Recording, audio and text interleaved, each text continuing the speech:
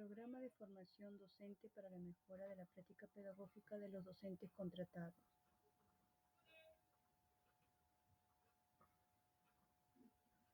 Conocimientos pedagógicos curriculares. Fascículo 1. Currículo Nacional de la Educación Básica y el enfoque por competencia. En este fascículo identificaremos las principales características de la CENED y el enfoque por competencia. El currículo es un instrumento de política educativa fundamental en tanto establece las bases y lineamientos pedagógicos y curriculares que deben incorporarse en los procesos educativos que se dan en todas las escuelas del país. Así permite concretar los fines de la educación y nos ayuda a vincular las competencias con el perfil del egreso. En este fascículo se presentan los siguientes temas. El primero, se desarrollan las ideas y nociones en torno al socioconstructivismo, en tanto en la CENED se expresa que se han definido orientaciones para aplicar el enfoque pedagógico del Currículo Nacional de la Educación Básica, las cuales se enmarcan en las corrientes socioconstructivistas del aprendizaje. Segundo, se va a exponer los enfoques transversales y los aprendizajes en perfil, tanto representan y explicitan el norte de la formación de la educación básica. Vamos a ver el primer ejemplo. La primera situación dice: los niños y las niñas y los docentes del aula de 5 años han salido al mercado. Al pasar por un puesto de venta de flores, observan sorprendidos sus colores. Mira, hay flores azules y verdes. ¡Qué colores tan bonito! Yo nunca vi flores de estos colores, exclaman. Juana se quedó observando las flores detenidamente. Luego de unos momentos le pregunta a la docente: ¿por qué las flores tienen color? La docente busca a Juana a construir su propia explicación respecto al mundo físico. Considerando este propósito, ¿qué acciones es más pertinente que realice la docente ante la actitud de las niñas? Decirle que las flores tienen color porque así pueden atraer a las aves, abejas y otros insectos. Estos llevan el polen de una flor a otra y así las flores pueden asegurar su supervivencia. Ahí estamos como que ya de frente dándole una respuesta, ¿no? Y estamos de frente hablando ya de los colores. En la alternativa B dice: indicarle que cuando regresen al aula buscarán en los libros la respuesta. Luego de haberlo consultado, proponerles elaborar un álbum con flores de distintos colores. Ya en esta alternativa le están dando la sugerencia de que la respuesta se encuentra en el libro, ¿no? Entonces ya no va a descubrir, sino ya va a saber, va a tener conocimientos ya sin haber descubierto, ¿no? Investigado, conocido, preguntado.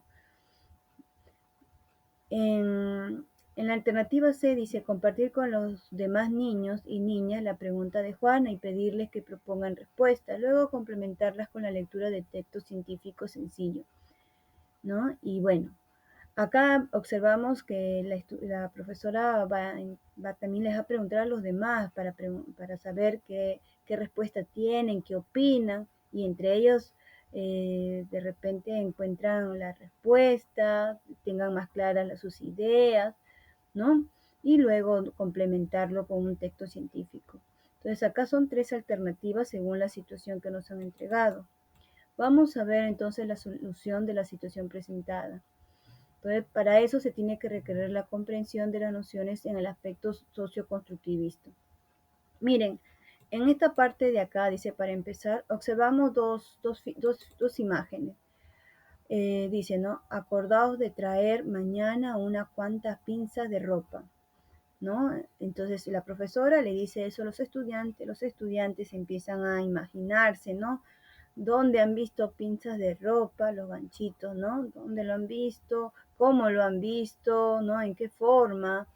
Y ahí vemos las diferentes ideas, ¿no? Que los estudiantes van teniendo en su cabecita.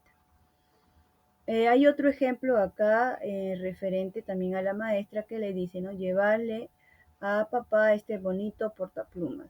y todos los niños llevan ese portapluma que realizaron en el colegio con los ganchitos, ¿no? Entonces los chicos, ahí observamos dos ideas, ¿no? Ellos hicieron ganchitos para colgar, a ver qué podríamos realizar, ¿no? ¿Qué podría haber pasado en el salón? Y luego se observa que ese ganchito fue utilizado en el salón para crear un portapluma, ¿no? Donde se van a poner los lapiceros de papá, ¿no? Como un regalo. Y no pensaron que iba a ser utilizado de esa forma, ¿no? De repente tampoco ellos sabían la opinión, que cómo que eso iba a ser el regalo, que eso iban a trabajar en el aula, ¿no?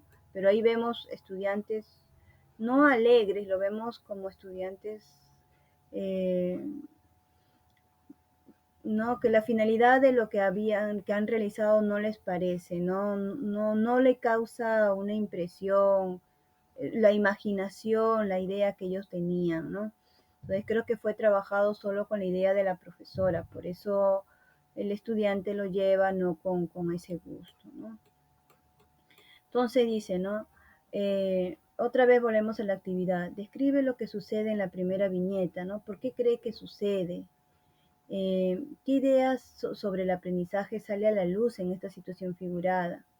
¿Qué termina sucediendo en relación con el juego, en relación con el regalo que niños y niñas llevarán a sus respectivos papás, ¿no? Entonces, eso observamos en las imágenes, nosotros mismos podemos también analizarlo, ¿no? Ustedes también más adelante, analizar sobre este aspecto, sobre estas imágenes y sacar sus propias conclusiones, ¿no? Siempre viendo en el aspecto socioconstructivista. Entonces, ¿qué es el aspecto socioconstructivista? Cuando nosotros hablamos de socioconstructivismo como marco que da sentido a las orientaciones pedagógicas que está puesto en nuestra CENET, ¿no? Siempre esto está orientado al desarrollo de las competencias. Es importante tener en claro que no nos estamos refiriendo a una pedagogía en particular, ni a un método, ni a una didáctica.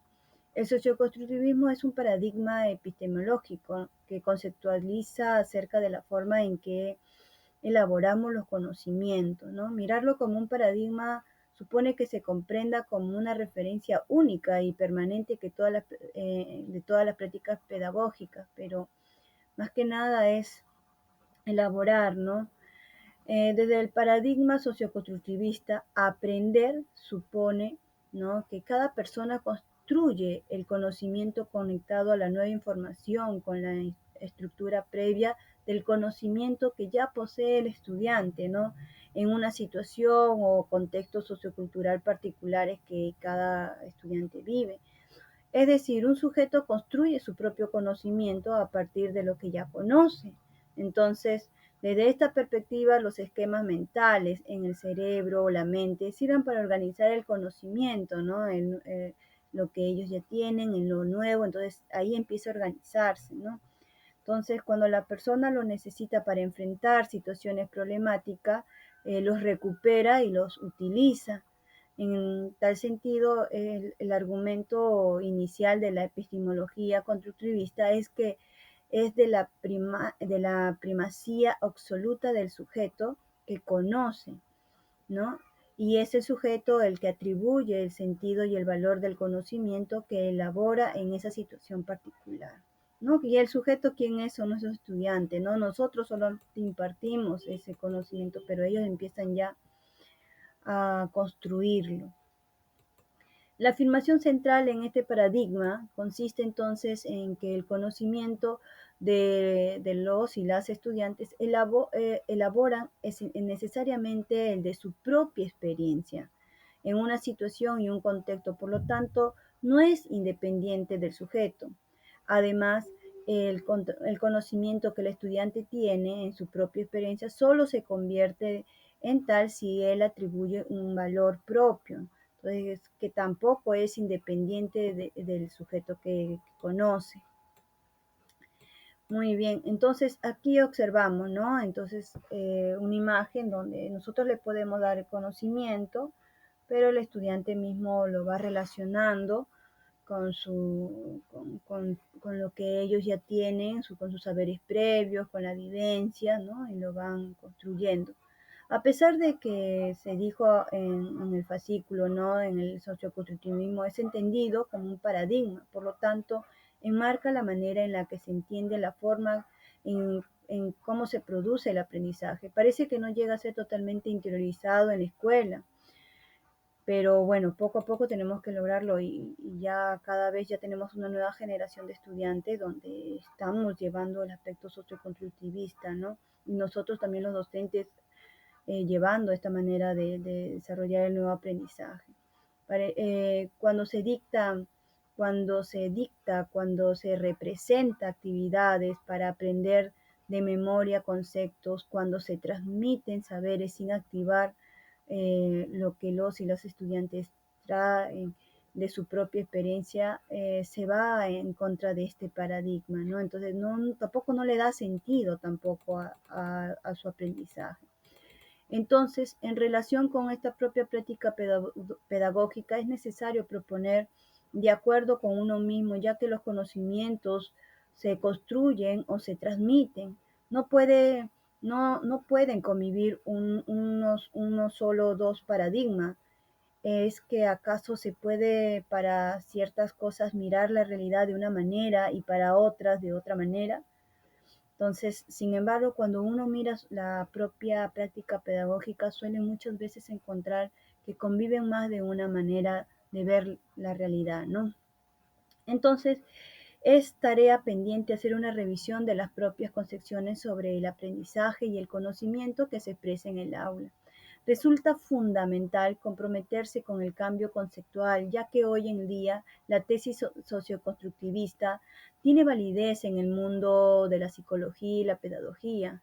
Los conocimientos no se pueden transmitir. Por el contrario, quien aprende lo construye y se mantiene mientras sea viable para las personas, en este caso para los estudiantes. Esto significa que articulado a otros recursos, por ejemplo, el aspecto afectivo, sociales, contextuales, etcétera. Estos conocimientos viables permiten al estudiante, quien los ha construido, ser competentes en diversas situaciones. Y eso es excelente, ¿no? Cuando vemos a un estudiante que su aprendizaje lo desarrolla en su aspecto afectivo, social, contextual. Y bueno, en estas situaciones de aprendizaje deben entonces ser significativas para el estudiante, importantes, relevantes, pero además ser pertinente, ¿no? Ser adecuado para el momento respecto a la práctica social establecida. Por eso en el contenido disciplinario no es tan determinante para los aprendizajes, sino las situaciones en las cuales los niños y adolescentes pueden utilizar dicho contenido como conocimiento viable, ¿no? Entonces, por ejemplo, en el área de matemática, las situaciones problemáticas o significativas que realizamos en cada competencia ayuda al estudiante el contenido que ellos, ¿no? El contenido disciplinar que tienen ellos en el área matemática, trabajarlo en una situación, lo puedan llevarlo a algo significativo y para ellos lograr lo que es el aprendizaje. Muy bien, entonces para ver todo ese aspecto vamos a, ¿no? Dice acá, ¿no? La relación entre la afirmación central sobre el conocimiento que se desprenden del paradigma epistemológico del socioconstructivismo y de principios pedagógicos. Lo que tenemos que hacer es, ¿no? Para plantear esta relación se utilizarán los desarrollos de Zavala y Arnauz en el capítulo 6. Bueno, eso se encuentra en el libro 11 claves para enseñar y aprender la competencia. Eso se encuentra en la caja de herramientas que pueden acceder a este capítulo. Eso se encuentra en la última parte que también lo voy a poner voy a mostrarlo al final de este video.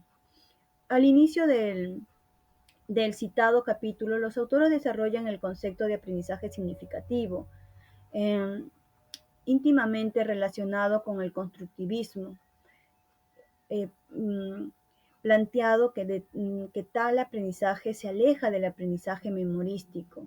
Y es cierto, ¿no? Así lo define como aquel que no solo se produce o incluso no solo se memoriza comprensivamente, sino como aquel que permite, ¿no?